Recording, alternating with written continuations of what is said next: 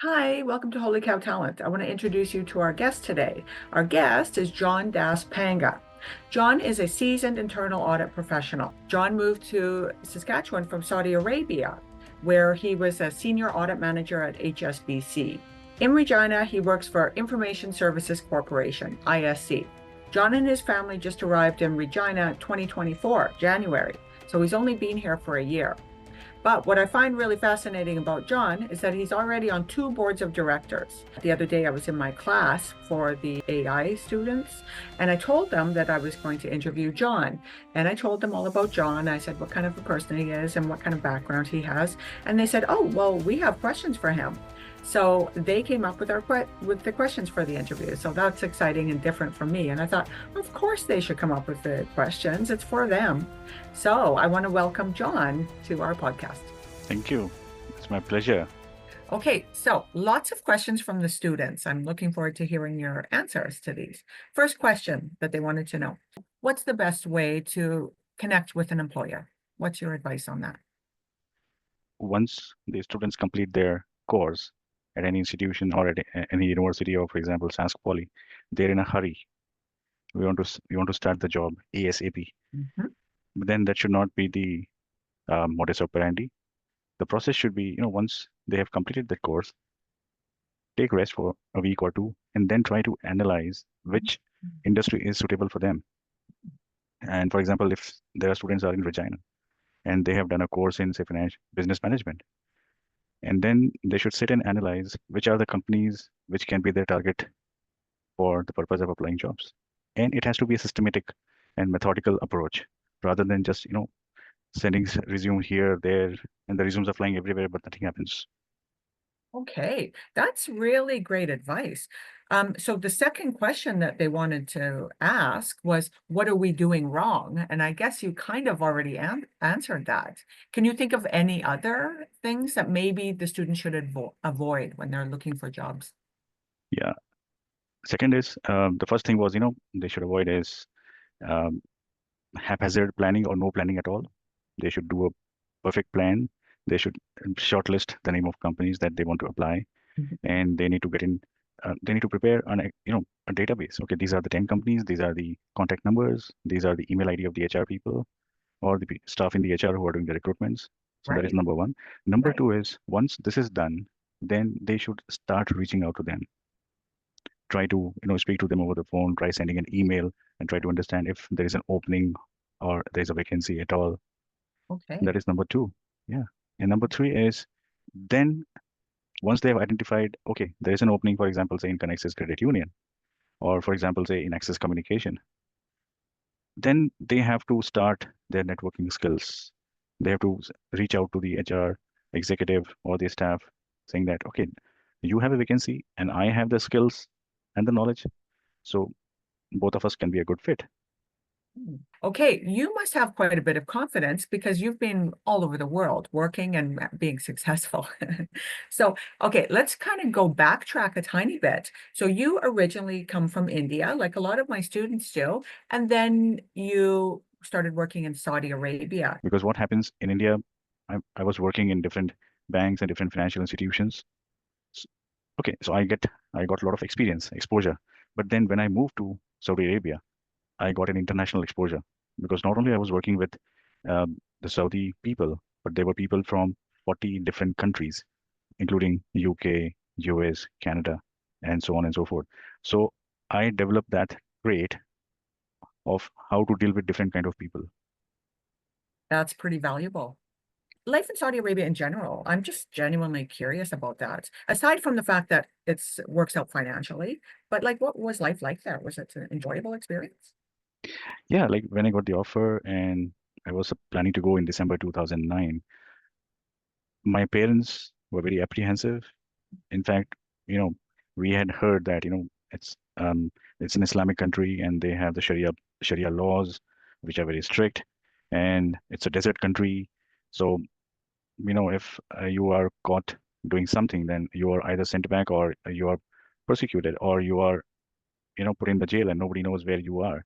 So it Mm. was in 2009. But then, I happened to read um, about the bank, and I spoke to the bank people as well, and they gave me confidence, and they said that no, it's all a thing about of the past. So now it is more progressive country. It has opened its doors to every citizen of all nations, and yeah, so my fears were you know dealt with by the people in the HR and my immediate bosses who were there, and they said you're welcome, and if we will make sure that you have a comfortable and convenient stay over here.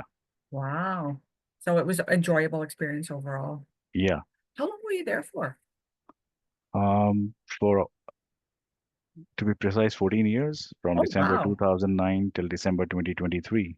So a large part of your daughter's life was spent there.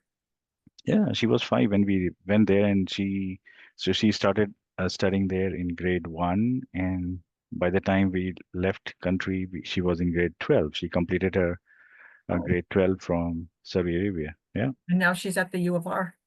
yeah, she's at the Yeah, UFR. same as Yeah. my daughter. Yeah.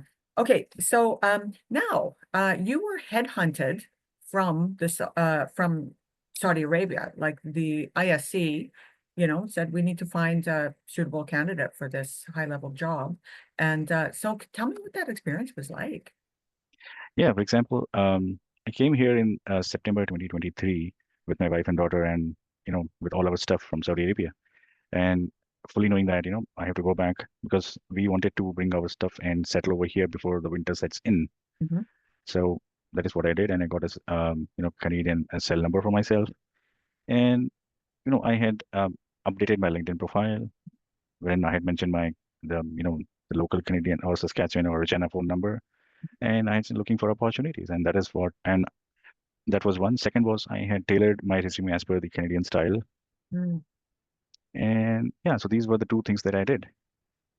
And I went back. I came in September. I went back a month later, Mhm. and while I was there, I got a call saying that we have reviewed your profile on LinkedIn. So can you please share your resume, and we want to have a chat with you. So I told them about my situation at that point in time, that I'm not in the country, I'm outside, and I'll be back in Canada probably towards mid of January. Okay, when I was telling my students about the type of work that you do and how you were doing that in India and then doing it in Saudi Arabia, and now you're doing the same general line of work in Canada, they wanted to know, what kind of, like, do you take courses? Like, are you able to take that industry and do it in so many different countries? Okay, first things first. The work that I used to do in India, in Saudi Arabia, and in Canada, you know, the role and the responsibility and the work profile remains the same. Mhm. It's just, what I was doing prior to December 2009 in India, and then from December 2009 till December 2024 in Saudi Arabia, and I'm doing now. I have to keep myself updated with the changes that are taking place in this field, that is in the field of internal auditing and accounting. And as a result, in order to keep myself abreast or updated with the changes that are happening around, I have to do some certifications, which I did.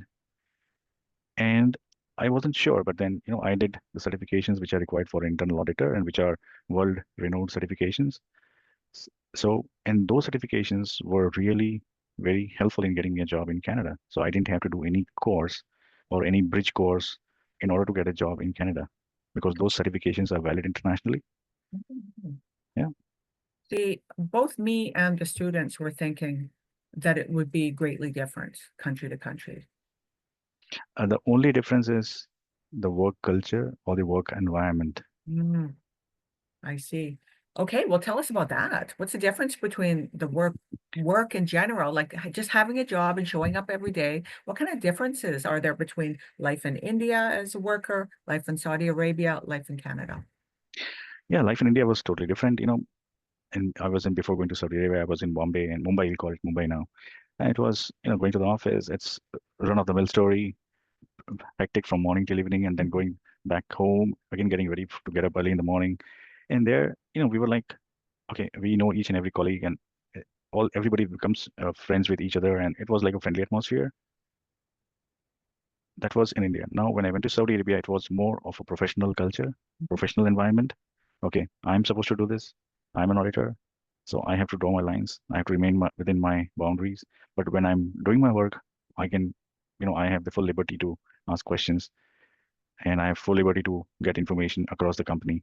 So that was Saudi Arabia. At the same time, the work culture difference was there were people of different nationality, um, British, Canadian, Egyptian, Indians, Pakistanis, Sri Lankans, and Zimbabwe, and so on and so forth. From Germany as well. There were a few guys from Germany and Austria in IT. So there were 40 different nationality people over there. So that was the difference in work culture. Each and every one comes with a different background, with a different work ethic. So that was Saudi Arabia. And third is Canada. So what I did was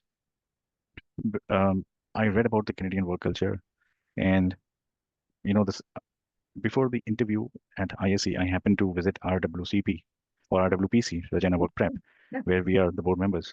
Yeah. So yeah, so I went there and I told the lady that, okay, tell me something about the Canadian work culture. What are the do's and don'ts? And when the lady gave me some important inputs, I found that there were hardly any changes except two or three. That okay, we have to maintain um, a distance. We have to maintain okay, um, what do you call an arm's length distance between the colleagues. And if we happen to meet a colleague in the in the mall or outside the office, we just say hi and we don't probe further, and so on and so forth. But what I understood was it's how you adapt yourself to the work or the changing work environment. If you adapt yourself, then you can gel very well. So do you feel there was a lot of adaptation for you, or did you feel comfortable when you came here? I felt comfortable in the sense like Saudi Arabia was a groundwork for me because I was dealing with Canadians, Britishers, so I knew I had international exposure. So how to deal with the people here. So there were just two or three important tips which I got from RWPC, and that's it. So, okay, next question. I find it interesting that you've only been here for a year and you're already on the two board of directors. So I'm thinking he is really interested in giving back and sharing his knowledge, which is wonderful. But also, he's a pretty social person. Um, he wants to integrate into the culture and the world in Regina. So am I accurate in thinking that those things are partly the reason? Yeah, you're correct. Because, in addition to my job role and responsibility, in addition to my role within the family, managing the family, you know, a man is known as a social animal. So I'm socially active in the church as well. And I thought to myself, why don't I do something for the benefit of the society? Mm-hmm. At the same time, I would benefit you know, from them, Mm-hmm. from the institutions like REACH and RWPC. So it's not only one way, it's a two-way traffic, two-way process. So Yeah. I share my expertise. I get to learn from them sometimes in return. That is number one. And number two is for an institution like RWPC, it's like, it helps immigrants who are new to Saskatchewan, to Regina, to settle in, Right. know the process. So if Mhm. I can do something by way of, reaching out and helping out the new immigrants or the new students who come to Canada, it would be my way of, um, showing gratitude. That's very nice. Yeah, for me, I always tell my students that they can become more comfortable in the workforce, get themselves a reference, um, uh, be introduced to people if they volunteer. And I'm always saying volunteer, volunteer, volunteer. And then I thought, well, what about me? I'm not volunteering. And that's when I just looked online and I looked at what are some volunteer opportunities. You know what? I think I was actually looking for opportunities for the students. And I saw Oh, that the board of directors for the Regina Work Prep. And I thought, yeah, well, I should be volunteering too, because work prep is what I'm all about. Like, so yeah, so yeah, it is a good way to meet people like you and I met for yeah, sure. yeah, yeah, And just to also feel like you're involved in the city and involved with the society in general. So it's definitely a helpful, exactly. it's a positive thing for people to do. And it's Yeah, social. So that's it's great. social. Yeah, and you get to know new people. You meet different kind of people, and Yeah. yeah, Yes. So, okay. So my students, yeah, they had quite a few questions for you, and thank you so much for answering those. But they also want to know, what would be a good way for them to communicate with you? yeah. They can reach out to me on LinkedIn. I can, they can send me an invite. I can accept their invite. I can get connected to them. We Yeah. can take it from there. Okay. Well, thank you so much, John, for sharing your time and your expertise. I think the students will really enjoy this. Thank you for having me Yeah. on your podcast. It was a pleasure.